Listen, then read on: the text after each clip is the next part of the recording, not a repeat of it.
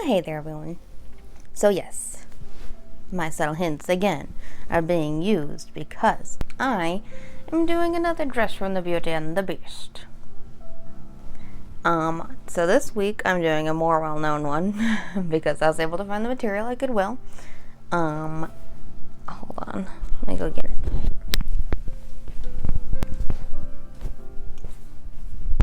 I found this blue sheet that's kind of the perfect blue and the perfect shine to not shine.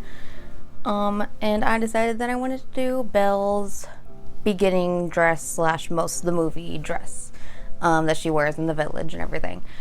So I'm going to be putting that on top of this dress that I made last week with my adventure dress because it's white, it's poofy, it'll work underneath. It might not be exact, but it'll work. So that's what I'm going to be doing this week. And I have a little bit new of a setup for my sewing table because I switched the table, took the red cloth out because it was annoying me, and I crappily put some, it's like contact paper or something all over the folding table that I have there.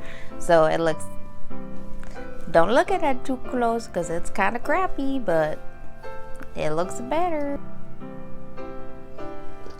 So I'm very excited to be doing that this week. I absolutely love this dress, but I don't think it's going to take too long. The only thing that might be a little bit different is the skirt.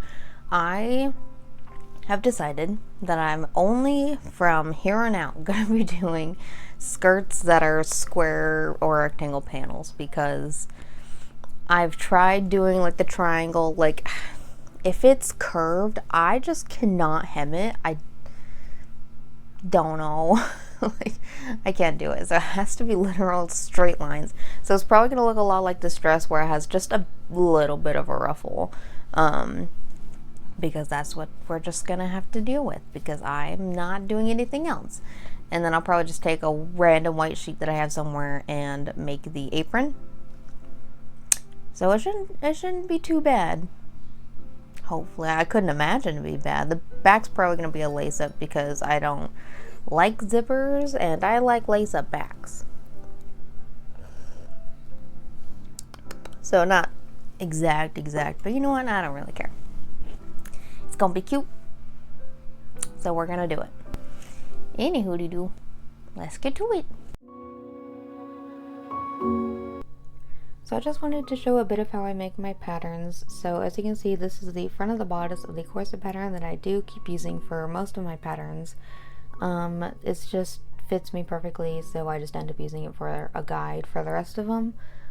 So basically what I do is I put a piece of parchment on top of that so I can see through it and trace over it for the shape that I want for my new pattern. So as you can see, I just take out the point, I bring the neckline up a little bit and I square it out, and I just follow the arm down to the neckline that I have and I square it off. For the back, I just do the same thing, lay a piece of parchment over it, and then I trace it out how I want, pretty much just bringing the back neckline down and squaring it off like I did with the front. And then the length is staying about the same, and I have my bodice pieces.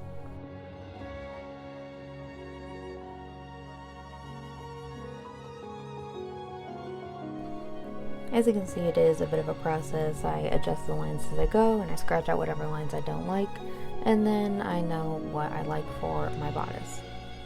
Once I finish each piece, I do make sure that I write what the piece is for, what the size is, how many I should cut out of fabric and lining, and I make sure to do that so that when I see it later, I know what it is.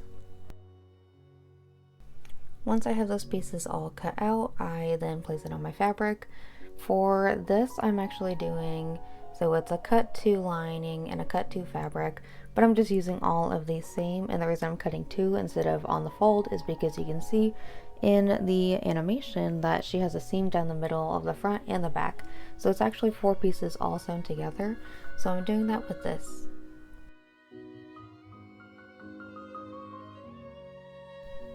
Once I finish with my pieces, I fold them up, put them in a bag, and I label them so that I can see them later or use it for other projects.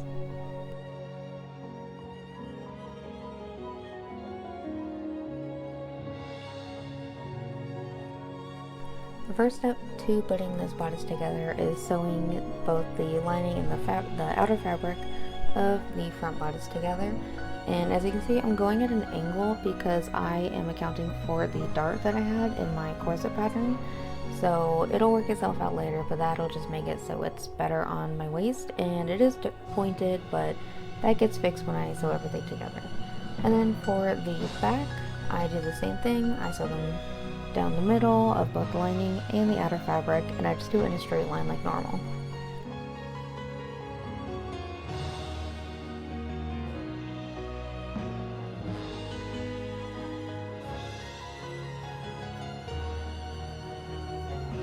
Once those are all sewn together, I just iron down all of my seams so that it sits nice and flat when I sew it all together.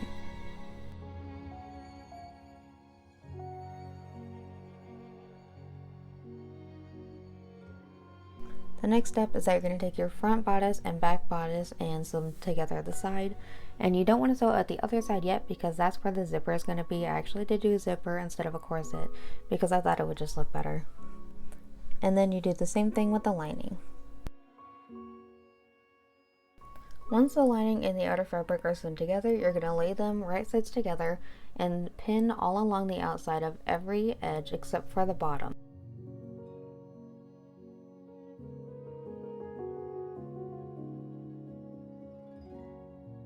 I like this method of sewing it all flat together without sewing the straps together because it's a lot easier to deal with after, and then you can just sew the straps together like normal, but they'll still be closed.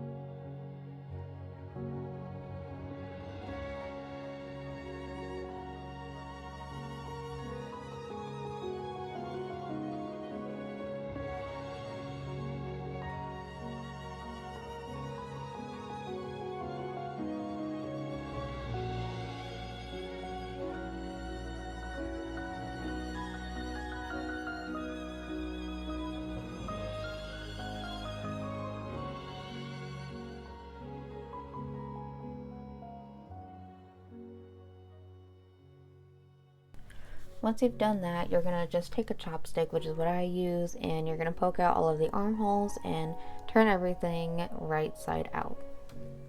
Then you're going to iron it and make it all nice and flat.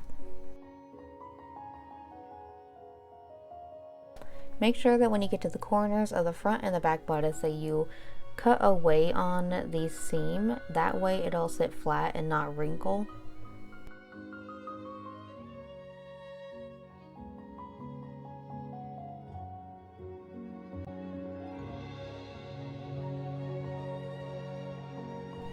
Now that it's all ironed, it is time to sew these straps together.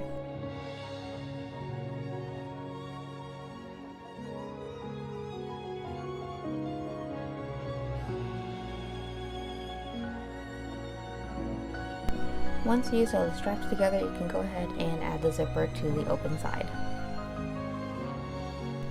Now the bodice is done and it's time to work on the skirt.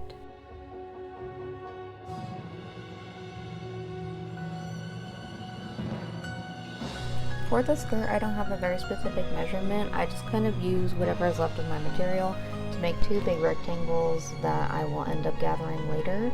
So I'm just cutting it to wherever I can with the length, and then I cut off the side edges that they had, and then I will cut those two pieces apart at the fold, and that'll give me two big rectangles that I can work with.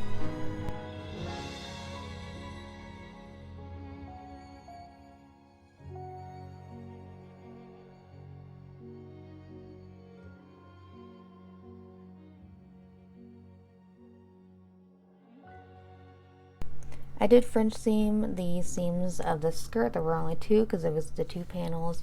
So once you sew the one side together, which is wrong sides together, then you're going to trim down the seam and then turn it right sides together and then sew along that, which will encase your seam. After that, I just gathered the skirt to the size of the bodice and I sewed this together and the dress was done.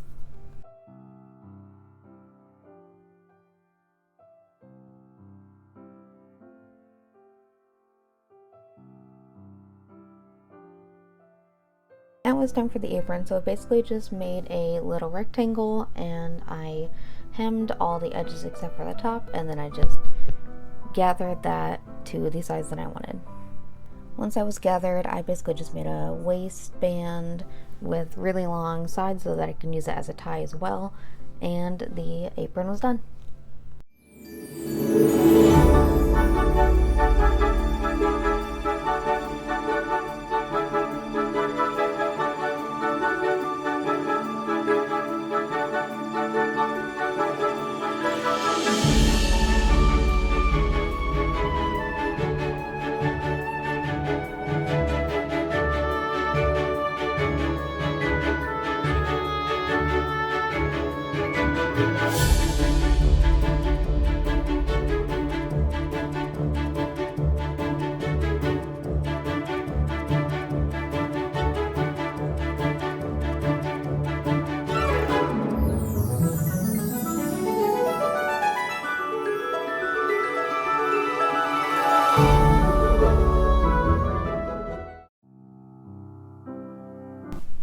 I finished it.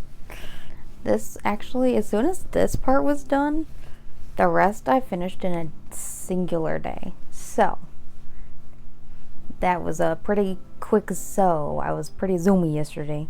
I absolutely love how it turned out.